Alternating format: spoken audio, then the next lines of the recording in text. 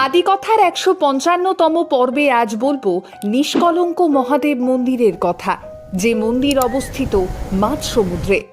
এই মন্দিরের শিবলিঙ্গগুলো সবসময় দৃশ্যমান হয় না, তবে জানেন কি এই মন্দির সমুদ্রবক্ষে প্রতিষ্ঠিত হয়েছিল কি উপায়ে? আর শিবলিঙ্গগুলোই বা সময় বিশেষে অদৃশ্য হয় কেন? কে বা কারা স্থাপন করেছিলেন এই মন্দির? সবটাই জানাবো আজকের এই ভিডিওতে। আমাদের আদি কথার পর্বগুলো যদি আপনাদের ভালো লেগে থাকে তাহলে সাবস্ক্রাইব করতে ভুলবেন না। ভারতবর্ষের গুজরাট, সেই গুজরাট উপকূল থেকে মাত্র 1 কিলোমিটার দূরে আরব সাগরের বুকে রয়েছে এক মন্দির, যার নাম নিষ্কলঙ্ক মহাদেব মন্দির। আবার অনেকেই এই মন্দিরকে মহাদেবের অদৃশ্য মন্দিরও বলে থাকেন।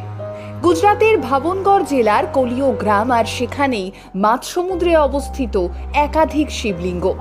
সমুদ্রের ভেতর 1.5 কিলোমিটার এগিয়ে গেলেই দেখা মিলবে এই মন্দিরের। বছরের পর বছর ধরে সেখানে বিরাজ করছেন স্বয়ং মহাদেব। শোনা যায় এই শিবলিঙ্গগুলো সবটাই নিজে থেকেই মাটির নিচ থেকে প্রকট হয়েছে, অর্থাৎ স্বয়ংভূ। তবে এই মন্দির তৈরির পেছনে ঘনীভূত হয় রহস্য, রয়েছে একাধিক মতবিরোধ। শোনা যায় ভগবান কার্তিক এই মন্দির প্রতিষ্ঠা করেছিলেন।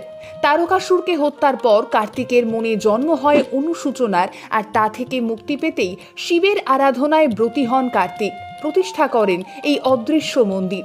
তবে এক বিরাট অংশের মানুষেরই বক্তব্য এই অদৃশ্য মন্দির পাণ্ডবদের তৈরি।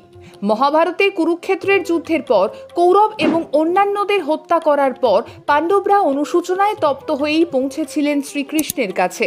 আর এমতাবস্থায় শ্রীকৃষ্ণ একটা কালো পতাকা এবং একটা কালো গরু তুলে দেন পাণ্ডবদের হাতে এবং বলেন যে যেদিন এই পতাকা এবং গরু সাদা হয়ে যাবে সেদিন পাণ্ডবরা পাপমুক্ত হবে।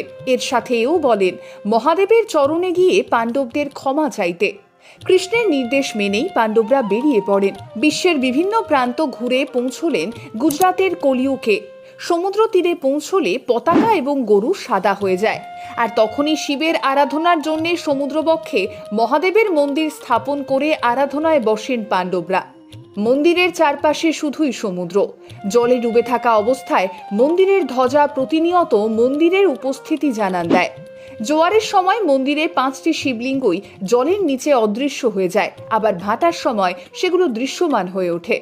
বলা বাহুল্য, শুধুমাত্র ভাটার সময় শিবলিঙ্গগুলোর দেখা মেলে। রোজ দুপুরে 1টার পর মন্দিরের জল ক্রমশ নামতে শুরু করে। মন্দিরে জড়ো হতে থাকেন ভক্তরা। দুপুর 1টা থেকে রাত 10টা অবধি এই মন্দিরের প্রবেশ পথে সমুদ্রের জল আসে না, তবে ভক্তদের পা ধোয়ার জন্যে পাণ্ডব কুণ্ড নামে একটি পুকুর উপস্থিত রয়েছে। মন্দিরের সমস্ত শিবলিঙ্গের সাথেই একটি করে নন্দীর মূর্তি পরিলক্ষিত হয়। প্রতি বছর ভাদ্র মাসে এই মন্দিরে পুজো দিতে জড়ো হন ভক্তরা, উপচে পড়ে ভিড়। বহু মানুষ মৃত আত্মীয়ের অস্থি বিসর্জনও দেন এখানে। আর দিনের পর দিন এভাবেই সমুদ্রবক্ষে ঠাঁই দাঁড়িয়ে থাকে নিষ্কলঙ্ক মহাদেব মন্দির। তবে প্রাকৃতিক দুর্যোগ কিংবা সমুদ্রের জলোচ্ছ্বাস সবটা সামলে কিভাবে এতকাল ধরে এই অদৃশ্য মন্দির অক্ষত অবস্থাতেই রয়েছে তা আজও অবাক করে ইঞ্জিনিয়ার থেকে বিজ্ঞানী, ভক্ত থেকে বিশেষজ্ঞ মহল সকলকেই। কিন্তু ওই যে এই পৃথিবীতে বরাবর কিছু প্রশ্নের উত্তর মেলে না, হয়তো থাকেই না।